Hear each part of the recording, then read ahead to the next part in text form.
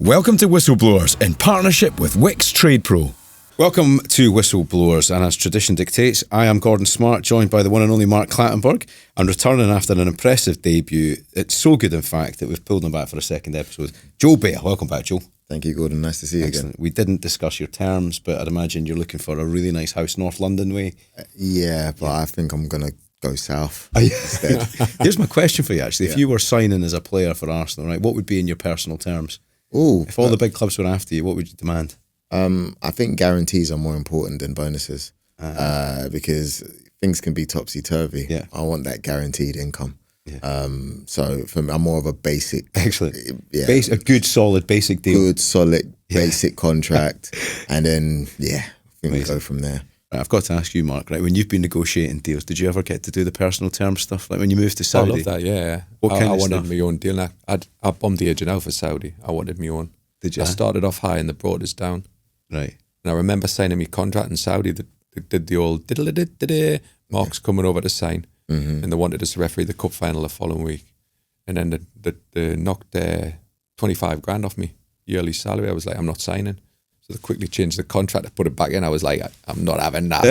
I'm having my money. Yeah. Brilliant. Yeah. Brilliant. No, but you've always got to think, that's what I want. I agree. Yeah. Get everything up front. Yeah. And then Because anything can change. Like we've seen it, obviously, in the sports industry, in consultancy, whatever you do, anything can change. And I don't want to be subject to people not being nice when things don't go well, which inevitably happens. Well, it's interesting, isn't it? Football's an anomaly in the fact that as a manager, it's the only job, I think, in the world you negotiate your terms based on failure. Do you know what I mean? It's like if things don't work out, this is the package, this is the deal. Yeah. But it never worked for coaches now. It never works out like they used to, do they? If you look at contracts now, the clauses in. You know, you don't ever see a coach, for example, on a 5-year deal, or like an Alan Pardew, was it 7 years? Oh, yeah.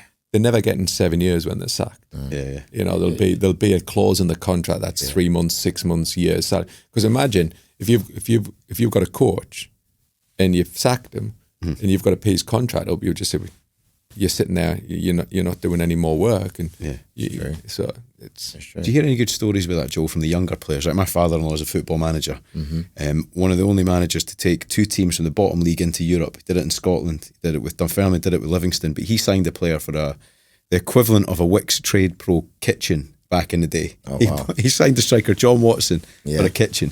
Wow. So like, when you speak to these young guys, do you genuinely think they're motivated by money, or is it 100%. I would love to say it's different, but you can see it yourself when you look at even players like Amari Hutchinson, who was at Arsenal. You go, there's a clear pathway for you at Arsenal, you know. And again, I don't know his personal life and what's happened, but if you're looking at it from what we can see, you stay at that club, you will get a chance. You go to Chelsea, you've got so many other players above you. You know, alternatively, it's not going to end well. Yes, someone might turn around and go, well, he still managed to, you know, get a move and play for a first team club. But I just think he was motivated by the money to go play for Chelsea. So is that the player or is that the agent? I think it's a bit of both, really. Both, yeah. Because I think if you have a strong enough player, or if you look, for example, Miles Lewis-Skelly's mum, who she's doing a lot of great stuff in the future in the game, they're not, to me, as good as the agent might be, they're not motivated. It's not just the money. It's the mother is committed to making sure that the boy is raised well and that things go well for the stages of his career. You know, some players, they hear 40 grand a week, well, they're gone straight away. They might not be best for their career, but maybe they've, you know, a lot of people haven't seen that kind of money in their life. So I heard a great story actually about your boy Jordan Henderson. And when he was club captain at Liverpool, I can't remember the player it was. Is it Jordan Ibe, young lad? Yeah. He came in it was a Bentley or something like that. Pulled in, parked the car at the training ground, and Jordan Henderson walked over and said, "Take it back. You've not played enough in the first team to have a car like this. Take it back." Yeah, And I quite like that leadership. Do you think that still exists in the game, Mark? Do you hear much about that? No. No. It was years ago. I remember like Sir Bobby Robson, and he said he went to the training ground and he went into the youth setup. And he says he couldn't believe. He said he used to go when he was at Ipswich on a push bike. He says, and you've got kids that have got Range Rovers, top of the range sports car. He says, how do I motivate them to play football when they've already got what they want. What they want. That's my question for you, Joel. You spend a lot of time around top players now. Yeah. How do you think somebody like Eddie Howe, for instance, would motivate a player? You know, what is the way to get through to somebody who has everything? What do they say? Boxers in silk pajamas lose their hunger to fight. They have to buy into, in my opinion, the project. That is it. You have to buy into the project. You have to buy into the person who's leading you and the project. Yeah. Because no one's short of money. You know, again, when there's loads of things happening, we spoke to Mr. Craig Hope earlier on, like, you have to buy into the project, and he has to make sure, it's a difficult world, but he has to make sure that they're as happy as they can be. Because if they are happy and they buy into the project, then you're going to get players turning up and fighting for you every day. Right, well, let's analyse some projects, right? Because we've been quite heavily involved in predictions. Last week we put ours on the line. What did you say, Liverpool win the league? Liverpool, if Isak signs, would walk away with the league. And I said Arsenal would give them a good go. Arsenal second. Yeah. And now we know that Joel What if he doesn't sign? My argument was, I think Salah's getting older. I'm not sure he's going past full backs like he used to. I think Nketiah is, for a player, it's a big risk. I'm not sure he's going to give them the same return. They've had the awful news in the summer. Yes, you'll have the togetherness, but they've lost a great player in Jota. You know, they've lost key players who were in and around the squad. Yes, you can argue that they brought in some good players, but it's a risk. Where they had stability, they haven't kept that stability. They've just changed, and I'm not sure that they will reach them same heights they did last year. I think, you know, Man United, Tottenham, them big sides that would take points off each other and fight against Liverpool's didn't happen. Liverpool had a free run. City weren't as strong. You know, Newcastle would take some points. Forest were taking points off people, but Man United and Tottenham weren't taking points off your big sides, so it gave them a free run. I don't think they'll get that free run this season. Right. Well, we did look back at Mr. Ian Ladyman's predictions from last year, right? So brace yourselves for this, boys. Ian last season predicted that Arsenal would win the Premier League in what could be Pep Guardiola's last season with Man City. So that's nothing from two there, Ian Ladyman. Doubled down saying City and Arsenal would go toe-to-toe for the title again last season. So he didn't quite get that right. On the eventual title winners, Liverpool, Ian Nostradamus Ladyman predicted that Arne Slot would struggle to get out of Jurgen Klopp's shadow. I mean, I don't think there's been a better managerial transition that I can remember in football. He just... Incredible. Pardon the pun, slotted in, didn't he? I have so much respect for him. Yeah. And I'll be honest with you, I thought the same thing. I thought he's going to struggle. It's not going to be big boots, easy. Like look at Arsenal, look Emery, at Manchester United, look at Moyes. You know, we've seen it all. But for him to come in and seamless, wasn't it? I'm just intrigued to know what his team talks are like. They need a documentary on that. I also wonder how much they must have done a lot of due Klopp. diligence. Yeah. Liverpool, during that period of Klopp leaving, they knew Klopp was leaving. Yeah. They got the right man, the right fit for that football club, because what he did, it was like seamless, wasn't it? It was like when he's come in, the way he spoke to the media, the way the players loved him instantly. Yeah, doesn't normally happen. I don't know if you remember when the Labour government left the keys to number 10 and they left a post-it note saying there's no money left, right? But when you look when Fergie handed over to Moyes, that was not a good Man United team, was it? No. You know, but actually Klopp, I heard a great analogy. He said he's left a multi-storey car park full of luxury vehicles for Arne Slot.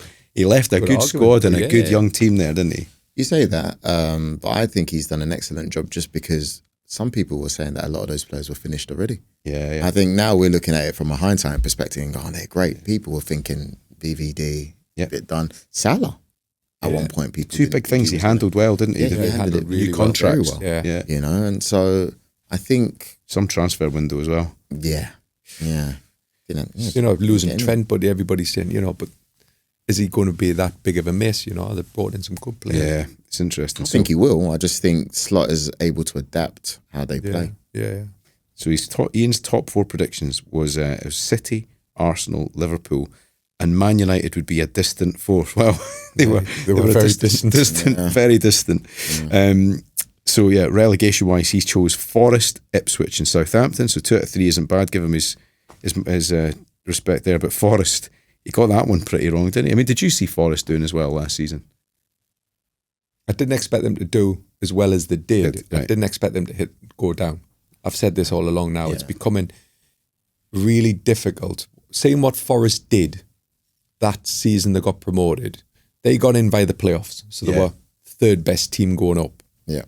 And he knew he had to buy and rejig the squad of a lot of talent to survive. He did it, but he ran the risk of the points deduction. So he took the risk of, let's give it the best shot. If we get a points deduction, hopefully we've got enough in the bank. That was his mentality. Knowing that them players are going to grow, the following season becomes easier. It becomes easier. It becomes easier, which we've seen with clubs like Bournemouth, your Brentfords, they're built, your Brightons are built, and now they've got a foundation to keep into the Premier League. The teams that go up now, it becomes impossible. Yeah. We're seeing it year on year now, where the teams that get promoted, they can't compete. Yeah. And you need a rich owner that's going to take huge gambles, and I don't believe these people take them gambles. Yeah. Where do you think Forest will finish this season? I can see them finishing 10th. Right. You know, respectable 10th. It's going to be hard because of whatever competition they play in the Europa Conference League. And I know from my experience of coming from Eastern European, because when you play in the Conference League, you go to some bizarre places. You're not going to Spain, you're not going to Italy, you're going to, it could be Azerbaijan, you could be going to. Are they connecting flights? It's hard, yeah, but they'll get direct flights. But you're playing on a Thursday night, you're getting home late, you get back in on a Friday, you'll do something tactically on a Saturday, and you're travelling again Saturday for a game on a Sunday. When you start doing that, now the competition's bigger in Europe. You're playing 8 games instead of 6.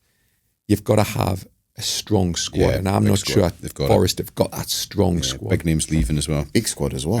You've got a good 11, you've got a good 12, good 13, which can compete. But playing in that competition, Europa League or Conference League next season, whatever. You can see that a lot of teams suffer from that. When you look at them, it's never the same, is it? Really hard when you're doing it weekend. When you're doing it consistent. The first, even Newcastle had that when they played the Champions League. Yeah. When you're doing it the first game or your first couple of games, and I remember refereeing, and you did you'd go, not name dropping, but you'd do a big game in Europe, big Champions League night. Yeah. Real Madrid against Dortmund, for example. Yeah. And then you're coming back, and I'm no disrespect, but I'm refereeing a game in the Premier League. It might be a mid-table clash. The motivation becomes different, It's like, shit, but you've still got to try and perform to a level, and it's... No problem for my team. Hibs away, What a great song. Yeah, but... Got to keep doing that. So what happened to Hibs in Europe? Do you want to we unfortunately missed out in the 119th minute. Were you there? A painful overhead kick. No, my son was there. I couldn't make it. I was in London. But just to hear that song being sung all season, Hibs away, I can't stop hearing it. Right, Ian, to finish Ian's predictions, he said Man City would win the Champions League last season. That never worked out. But to give him his due, he said Scott Parker at Burnley would get them back up, and he did that, didn't he? So fair play. Predictions wise, it's a difficult game, isn't it, Mark? But I think yours look pretty solid. But the big thing is really, you still got a caveat, haven't you? If Arsenal get Eze, that could be they could pip Liverpool. Yeah, I just find Arsenal.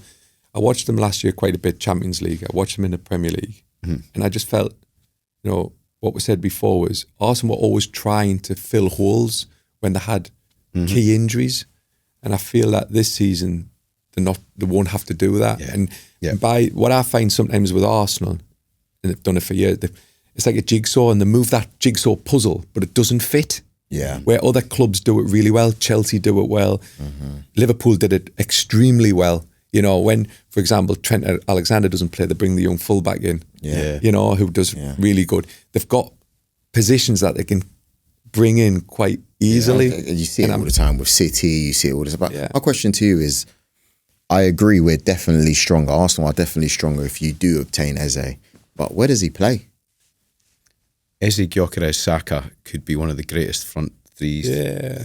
Are we confident that we? Trossard wouldn't get in your team. No. That and Trossard was in and out, wasn't he, last season? Yeah, but the reason why I ask is because to get the best out of Eze, the left-hand side isn't his best position anyway. No. So, don't get me wrong, I want the problem. Okay. I do. It's a good problem. It's a nice problem to have. Yeah, I just don't know how fluid. So here's a question that's come up. And what I like about Eze as well, what Arsenal have are lovely to watch, but they haven't got that little bit of flair that they used to have years ago. And I just want to see that flair again, Saka's that magic. I think, isn't he? I think Odegaard's one of the best, most beautiful everything footballers ever to play the ball. Yeah. You got to do it in all the games, though. Yeah, that's it. Odegaard's not consistent enough. I think I was surprised how much he suffered when Saka wasn't there last season. I was surprised. Whereas I think he's an absolutely beautiful footballer, but I think magician. Yeah, love watching him. Yeah, love watching him. I agree with that. Yeah, I watched him in the Champions League, for example, and he looked a different player. That's interesting. Yes, good spot. That good spot. Right, we're going to move on to one of your questions now. This week, Jamie has asked, with the WSL and WSL2 extending their trial to allow fans to drink alcohol in the stands, is it time in the men's game to start rethinking the rules? Now, Mark Clattenburg, who loves a pint of Guinness more than most things, what do you reckon? I mean, I tell you what, thank God I'm not refereeing anymore. It changes your day as a referee. I would hate to be a referee again then, because when there was stadiums like Germany, and there was, I think it was Denmark, that would allow alcohol to be in a stadium. We saw it at was it the Euros? Mm-hmm. Was it Euros, a World Cup recently, a tournament, male tournament, where they were just throwing beers, and every time the commentators were apologising because the game was getting delayed because the plastic, yes, they're not glass, but it's full of liquid, and they can throw it a long way with a bit of liquid in, and they were hitting players, plastic glasses. So if everybody's respectable, like we do say in rugby, and the fans are respectable and they're not going to throw anything, then I'm all for it. But while we still got coins getting thrown on the pitch, lighters getting thrown on the pitch, week in, week out, how are we going to trust them fans who have got alcohol in the system to behave themselves to a level that they're not going to throw that onto the field? To give you some background here, women's football is not covered by legislation. And if you want to be really geeky about it, it's the Sport and Events Control of Alcohol Act 1985. If you want to know, and that does prevent alcohol being consumed in view of the pitch. So if you've ever been to hospitality, there's mad stuff where you can't cross a line or a curtain has to be drawn. The patio doors. If the patio doors are open, you've got to stand behind it. Yeah. So there was a trial with a governing body with second tier clubs in the second half of last season. But it sounds like Arsenal, Chelsea, Liverpool, Man City and Man United are among the clubs now involved, with both men's and women's stadia included. Birmingham City, Bristol, Newcastle United and Southampton were involved in that trial, and it saw an increase in attendances, right? So if you can drink at a game, more people come, which is an interesting thing. And is that alcohol related, or is that because the national team done well and they won a quest of a wave? Yeah. Then while the national team are doing well, the women's game has grown, hasn't it? From attendance point of view, the TV deals are getting better, the exposure's getting better. For example, when Newcastle plays Sunderland, we're not even talking about WSL. Yeah. The top level, we're talking about the second tier of women's football. Yeah. 30,000 watching a game. So it is a great, because I find the women's game, certainly, when I've been to one, it's more of a family orientated. I was going to say the same thing. I was going to say, I think that the Arsenal have got that. It's a very different setup. Yeah. Exactly. People are coming in, and also they're at the stage where a lot of people are introducing people to the game still as well. When I take my little one, she loves it because she's learning about the game. But for me, anyway, how old is she now? She's 10 now, right, yeah. And when I took my niece last season, again, it's a great experience, very family oriented, like what you're saying, Mark. And I think that's why you get away with it. I saw a great clip recently about young female players. I think it was 30 years ago. Asked who their idols were in the game, and they were all saying, Bergkamp, Henry, and then they asked them in the last year, and it was all top flight female players now. So who does your daughter idolise then? Who's her hero? My daughter's, if I'm honest with you, she's not interested as of yet. She doesn't mind coming when we go as a group. Our dad. But she's not interested. But my niece, she likes Leah Williamson. I think she's a City fan for the men's team, but she's Arsenal for the females. Oh, brilliant. So so even that's interesting as well. Yeah. So I'm just looking at all these different things that they're doing. So she likes Leah Williamson. She likes Chloe Kelly as well because obviously she's like young and does all the stuff. So that's who they're looking at. These are today's heroes. Wait till she sees Erin Cuthbert, greatest footballer ever to pull on a pair of boots in the women's game. I should say, 19 fixture trial, right? No reported safety incidents. 66% of surveyed fans were in favour of the trial going forward. But I think it's so important, Mark, because you have refereed in that transition, haven't you? Where you played, obviously, refereed games in Europe and mainland Europe and around the world. does it change the experience for you in a ground where you can drink alcohol? Yeah, it becomes more volatile. Is it? Can you sense it? Can you tell? 100%. Yeah, 100%. The anger and the hatred towards referees and players becomes increased. Yeah, but like I love like if you look at American sports and people say, yeah, it's different American sports, but if we look at American sports where you can have a beer, but it's a family orientated event, so you've got games, you've got enjoyment. It's not just the sport, and I think that's where the women's. I think that's where the women's game have nailed it. Yeah, because it's we're not going to watch the football. I'm going for a day out. Yeah, yeah, and that creates. You can have a drink. Yeah. You're not going to have a drink to get drunk. Like if you like, and I laugh. You go to St James's Park, right? Work out how many empty seats there'll be 5 minutes before kickoff. Tens of thousands. Because where are they? In the pub, round the corner. They're in the pub because Newcastle's a great city for drinking. 5 minutes from the bar, you're in the stadium, and that's what they do. The drinking, and then what you're then going to do is you're going to allow them to drink again inside the stadium. It's a big risk. Big call. Right, if you want to get involved, email us, whistleblowers@dailymail.com, and you can head to our socials as well. X, it's @BlowersPod, TikTok @WhistleBlowersPodcast, and Instagram @WhistleBlowersPod. Right, I'm excited about this because I'm really interested to know who you're going to pick in your all-time 11. So I'll let you have just a second to start thinking about this because we're going to refresh your memory. So Mark, still in a 4-4-2. Peter Schmeichel in goal, Kyle Walker, Vincent Kompany, Pepe Maldini at the back. Then he's gone Figo, Vieira, Iniesta, Cristiano Ronaldo to make up his midfield. And so far, he's gone for Pele up front. So complete your 11, Mark Clattenburg. Who are you going for? The old Ronaldo. What my son affectionately calls Fat Ronaldo. Yeah, I call him Fat Ronaldo. Yeah, Fat Ronaldo. No, you can't call him Fat Ronaldo, but I'm going to put him in there. Yeah. You know, I could argue and say, like, my hero, Alan Shearer, do you know what I mean? But that's just because he was a Geordie and what he's done for Newcastle. Well, he's also got 262 Premier League scoring record. Yeah, no, as a player, unbelievable player, but can I put him up there against somebody like Ronaldo? You can't put many up there with Ronaldo, and really. For me, even though, you know, that time in the World Cup when he had the meltdown before he went out, he still was an incredible, but he was powerful, skillful. You know, you can argue Van Basten, you know, there's so many people you can put in, but you've got to name one, and I'm going to stay with me all Brazil up front. Excellent. Right, Ian went for a 4-2-3-1 because he likes to think he's a modern man. So Buffon in goal. He does anything. Buffon in goal. Phil Neal, Vidic, Hansen, and Ashley Cole. That's his defensive back line. Then he's gone in defensive midfield in the two, Busquets and Roy Keane. Kenny Dalglish on the right. Gaza's playing at number 10, and the centre of his attacking midfield is Cristiano Ronaldo. What do you think, Joe? Thoughts on that? Pretty strong. Pretty good. Yeah. I think mine would be better. I've got. We'll come to it. I've gone 4-4-2. Neville Southall in goals. I mean, again, I played with him, right, and it's just formidable. Like just this block behind you. You feel so secure with a great goalie. Unbelievable. Cafu, Paolo Maldini, Franco Baresi, and Andy Robertson to keep the Scottish quota up.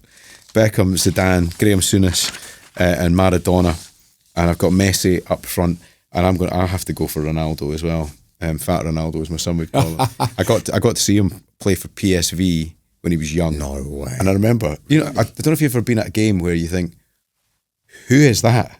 You know, I saw Rooney play his debut for Everton pre-season with Hibs. Yeah. And I think he's just turned 16, and everybody was like, who is that guy? And Ronaldo was the same. It was just like, this guy is off the scale. I mean, every time the ball came near him, you think they're going to score. It's not off. I remember probably Michael Owen 98 had that kind of, every time the ball went near him, you thought he's going to score. Yeah. But that finishes my because they were playing Hibs. They're going to score. I think that every time you wouldn't say that against anybody else. Yeah, every time somebody gets the ball against Hibs. Who's that? Do you know what? I think I said to you the other week, I was at Henrik Larsson's debut for Celtic against Hibs. He came on as a sub. First thing he did is give the ball away. A guy called Chick Charnley who scored from about 30 yards. And everyone was like, that guy Larsson's shit. Yeah. What a player. He's done all right since then. Right, so we're going to have to put it to you. Responses to ours first. Vicky says, just waiting on Gordon to make it a Cristiano Ronaldo full house. Sorry, Vicky, that's not happening. Pedro says, if Mark doesn't pick Alan Shearer, he's not a Geordie. And I'll be working with Alan soon, so can I change it? You're terrible to it. Graham says, might be absolute Spurs bias, but Son has got to feature somewhere. Oh, come on. No mention of Thierry Henry has to be, in our thoughts for a number. Player. Great player, eh? Great player. So, come on, Joe. You've got off the top of your head. Oh man, give us your 11. This is going to be really difficult now. I'm gonna go 4-3-3, Right, just to accommodate certain players. I like it. Yeah, I think in goal you got to go Buffon. For me, just all round class act. We've seen what he's done across many different clubs, especially for Juve. I think left back, I do like the shout of Ashley Cole. I think great Chelsea player, but I do genuinely think we've seen one of the best left backs that football has ever produced. Amazing player, wasn't he? And he was tough to ref, mind. Really, really tough player. Nippy, very lippy. Yeah, was he? Yeah. Very difficult. Okay. Yeah, very aggressive. Did you send them off? No, but I had many run-ins, like trying to control him because he was very highly strung. He played like that. He always played on the edge. Probably needed it. Yeah. He's probably the best defender to play against Ronaldo, I think I've seen. Yeah. Ronaldo says often. No, he was a great player. Yeah. But he was always on the edge. Okay, that's interesting. Yeah. But you're not going to go for him. No, I am. I thought you were going to go for Kieran Tierney. No. Left back, Ashley Cole, I would say. Centre back, I like Ramos. Yeah, I'm a big Ramos fan. Someone who can defend, lead a team and score you a winning goal. Can't get any better. I think the other side of centre back, I'm gonna go for my boy Rio. I am because I think at the time I just remember loving him because he's young and you feel like you can relate to him. But when you look back and you go, 6 Premier League titles is not for the faint-hearted. I believe if Virgil van Dijk had his longevity at a long club, he would be the guy I go for. Yeah. But because of the trophies, because of the longevity, I'll probably say Rio. Not Tony Adams. He was Rolls Royce, wasn't he? He was, he covered the ground, but it looked everything. He never had a sweat. Yeah. It was just effortless. So was he like to ref?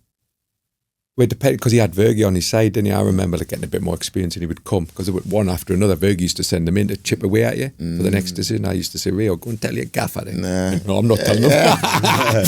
So I go Rio and Ramos at the back. I think right back, I know he's had some issues and stuff like that, but on the pitch, Dani Alves, for me, I just remember watching him play and thinking, this guy doesn't lose the ball. Yeah. The obvious choice would be Cafu, if I'm honest, but I love the fact that Alves I'd never seen a right back play like that before. Yeah. Or he wasn't even a right wing back, he was a right back, and I just thought, this is incredible. I've never seen this before. So he goes on that side. You gotta have Zidane in the middle. No one's better. Poetry. If there's ever a player that I would put above R9, R9's my favourite player. If it's not R9, it has to be Zinedine Zidane. Mm-hmm. Just smooth with it. And I love the fact when he played in World Cup 2006, they wrote him off. Yeah. And my God, what a performance. Mm-hmm. I was rooting for him and he just did not fail, even though he got sent off. Yeah. In the final. So I go him in the middle. I think this is where it gets a bit tricky because technically I should be playing midfielders on each side, but I'm going to cheat a little bit. Probably going to I'll put Gerrard on the other side. On the right? Yeah. Okay. I'll put Gerrard on the right. Probably my favourite English midfielder. Yeah. Yeah. Great player. Just everything. Yeah. I don't know what more you can say about Stevie. Yeah. On the left-hand side, probably go Paul Scholes. Mm-hmm. Don't see him losing the ball. Everybody says he's the best that they've played against. Mm. And I think he could have played in Barcelona. I think he was that good. I think you could swap him for Iniesta or whatever and he would fit right in. Yeah. I think up top, Ronaldinho, forward left. I don't think it gets any better. I think R9, slap bang in the middle. Got to leave out Cristiano. You're leaving him out? Yeah, this is strange. Actually, no, I got to put Cristiano in. Over he's gone for the. Yeah, you got to put Cristiano over Ronaldinho. Even though Ronaldinho made me love football. Yeah. But I'll go Cristiano, R9, Messi. Yeah. Good shout. That's a pretty impressive. Yeah. Yeah. You're not going to be defending, that's for sure. Yeah. Nah, you can tell what era my football knowledge Let me is, just check my notes there about how many Arsenal players have appeared in it. No Vieira. Because I'm playing 3 in the middle. Yeah. Yeah. Solid player, but nah. Of all the Arsenal players that you've seen and supported, who's the closest to making your 11? Oh, it's got to be Thierry Henry. Henry, yeah. Easily, without a doubt. I mean, obviously Ashley Cole made it, but Thierry Henry for me is the best Premier League player I've ever seen. Maybe because of longevity as well. But You still think of Ashley Cole as one of your own? Yeah, I do actually. You do, yeah. Yeah. Because he came through. Interesting, for us. isn't it? Yes. Talked about Thierry Henry when I was reffing. If he won a penalty, say he was fouled, he wouldn't take the penalty. Yeah. Why?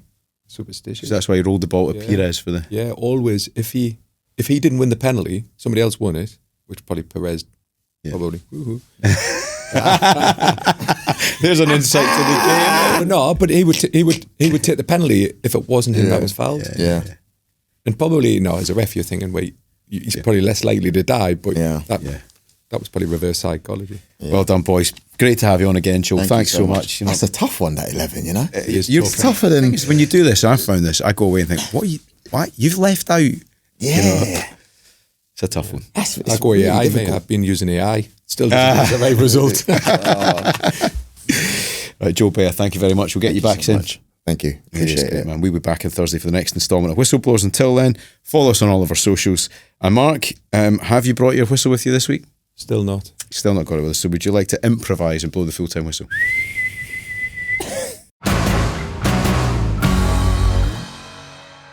If you want to watch more episodes of Whistleblowers, please subscribe to the YouTube channel. We'll keep you up to date all the way through the summer with everything that's happening in the world of football.